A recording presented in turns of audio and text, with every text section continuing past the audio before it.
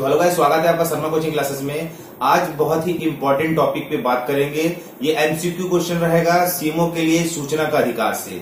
सूचना का अधिकार सीएमओ में आने वाला बहुत ही इंपॉर्टेंट क्वेश्चन है जो एग्जाम में आ सकता है। तो बस यही कहूंगा, अगर आप इस चैनल में नए हैं तो चैनल को सब्सक्राइब कर लीजिए और बेल आइकन पे क्लिक कर लीजिए। चलिए शुरू करते हैं। आज का पहला क्वेश्चन सूचना के अधिकार से एमसीक्यू, ठीक है। और बिल्कुल वीडियो को शेयर भी करेंगे और वीडियो को लाइक भी करेंगे। देखिए पहला क्वेश्चन आज का क्या है। सूचना का अधिकार अधिनियम 2005 के तहत केंद्रीय सूचना आयोग के गठन का अधिकार किसे होता है? केंद्रीय सूचना आयोग के गठन का अधिकार किसे होता है? तो ये आंसर है केंद्र सरकार को। केंद्रीय सूचना अधिकार जो आयोग बनता है उसका जो अधिकार होता है वो ओनली फॉर केंद्र सरकार को होता है, राज्य सरकार को बिल्कुल नहीं होता। तो इसका आंसर क्या हो जाएगा? ए। ठीक है, वीडियो को देखते हुए चलेंगे। देखिए क्वेश्चन फ्लैश हो रहा होगा, आंसर है ए। बहुत ही इंपॉर्टेंट क्वेश्चन था। देखते हैं अगला क्वेश्चन। अगला क्वेश्चन देखेंगे। अगला क्वेश्चन ये है कि सूचना का अधिकार अधिनियम 2005 के तहत मुख्य सूचना आयुक्त कितने वर्ष की आयु प्राप्त करने के पश्चात अपने पद धारण नहीं कर सकता? मतलब कितने वर्ष तक उसकी अगर आयु हो जाएगी तो उसको अपने पद से रिटायरमेंट लेना पड़ेगा या पद छोड़ना पड़ेगा। वो है 65 वर्ष। 65 वर्ष की आयु में अपने पद का उदाहरण नहीं कर सकता। बहुत ही इंपॉर्टेंट क्वेश्चन है, एग्जाम के दृष्टिकोण से ये क्वेश्चन आता है।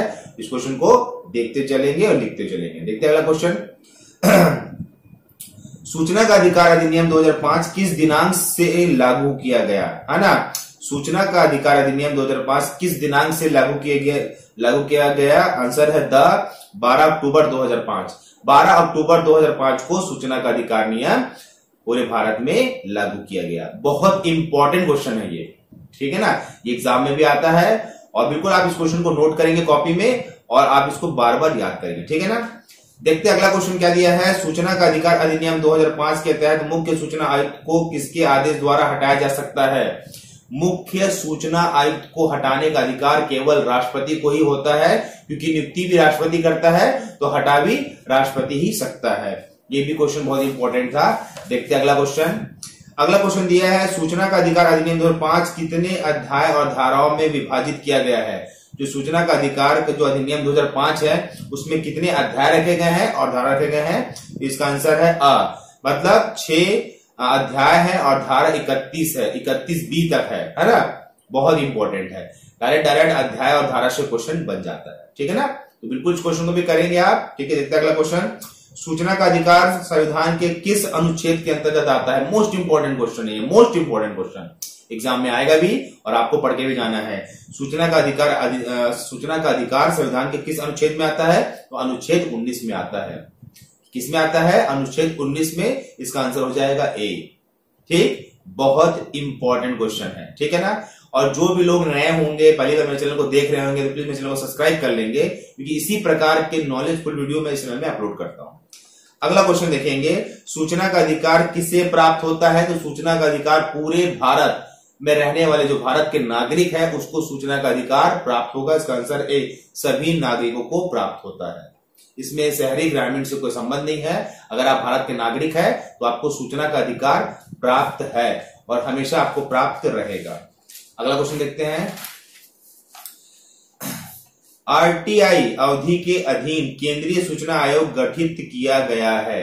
आरटीआई, राइट टू इंफॉर्मेशन, अवधि के अधीन केंद्रीय सूचना आयोग गठित किया गया है। तो धारा 12 में क्या है उसका? जो धारा 12 है, ठीक है ना? बहुत इंपॉर्टेंट क्वेश्चन है ये, धारा से भी क्वेश्चन बनता है एग्जाम में, ठीक है? अगला क्वेश्चन देखते हैं अपन लोग।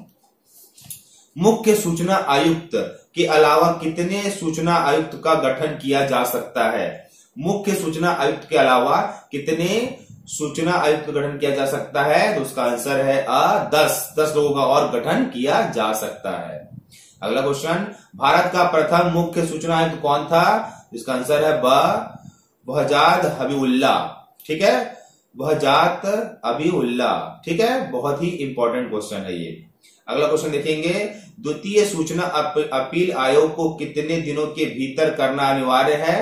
तो 90 दिनों के भीतर करना अनिवार्य है। बहुत इंपॉर्टेंट है, द्वितीय सूचना से भी क्वेश्चन बन जाता है, ठीक है? अगला क्वेश्चन देखेंगे। अगला क्वेश्चन तो नहीं है, क्वेश्चन खत्म हो चुका है, जितने भी क्वेश्चन थे इंपॉर्टेंट, है ना? और आपको बस इतना करना है कि इन्हीं क्वेश्चनों को अच्छे से पढ़ के जाना है, ताकि एग्जाम में ये सब क्वेश्चन आए तो आपसे बने। ठीक है ना? तो यही कहूंगा, अगर आप चैनल में नए हैं तो चैनल को सब्सक्राइब कर लीजिए और बेल आइकन को भी क्लिक करेंगे। ठीक है? क्योंकि इसी प्रकार की वीडियो मैं डालता रहता हूं।